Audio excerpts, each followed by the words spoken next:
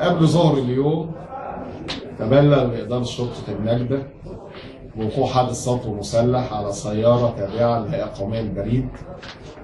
كانت نقلة فلوس من المركز الرئيسي لمكتب بريد كفر الدوار إلى مكتب فرعي في منطقة اسمها كفر سليم.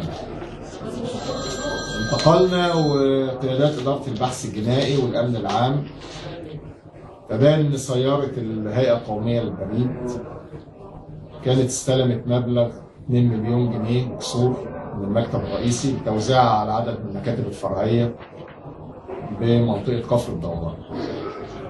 السيارة كان بيقودها سائق مدني في حراسة مساعد شرطة اسمه مصطفى محمد مصطفى من قوة قسم شرطة النقل والمواصلات بكفر الدوار أو بالبحيرة.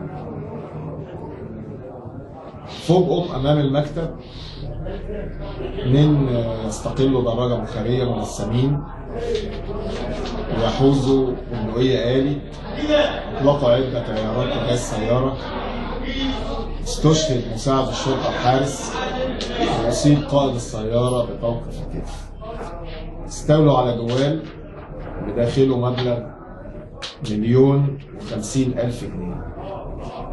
الفلوس دي فلوس معاشات خاصة بالموظفين كانوا متجمعين أمام المكتب للاستلام. انتقلت القوات على وجه عاجل برئاسة السيد مساعد فرقة شرطة كفر الدوار السيد رئيس الفرع وضباط المباحث وبمعاونة الأهالي، ونكرر معاونة الأهالي، تمكنوا من تعقب الجناه وضبط أحدهم سن 20 سنة يعمل عمل في مطبعة.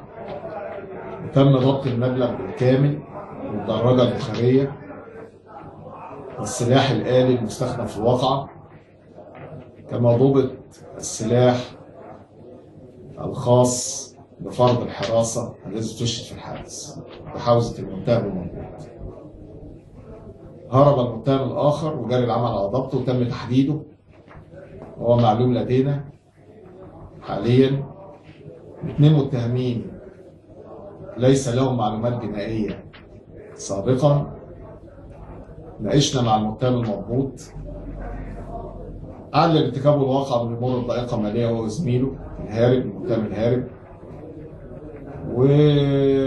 ونظرا لاقامتهم بمحل الحادث في نفس المنطقه رصدوا عربيه الهيئه القوميه للبريد وعرفوا مواعيد حضورها بالمبالغ الماليه ومواعيد تكاد تكون ثابته.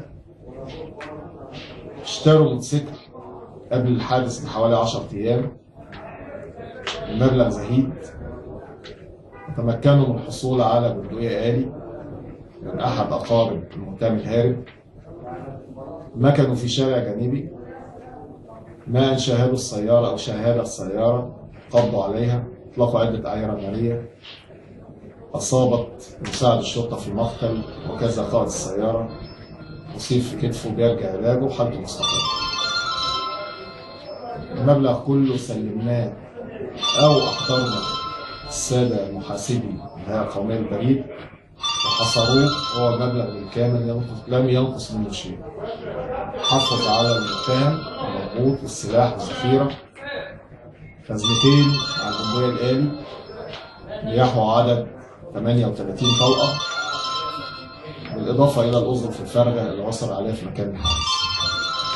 احنا اخترنا النيابة العامة وستتولى التحقيق أمور على ما يرام، ونكرر شكرنا للأهالي اللي عاونت في ضبط المتهمين، وده شعور طيب وبيعيد الثقة بين الشرطة وبين الشعب.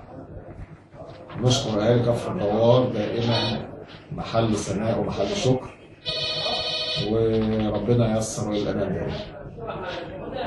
شكرا. شكرا لمعاليك.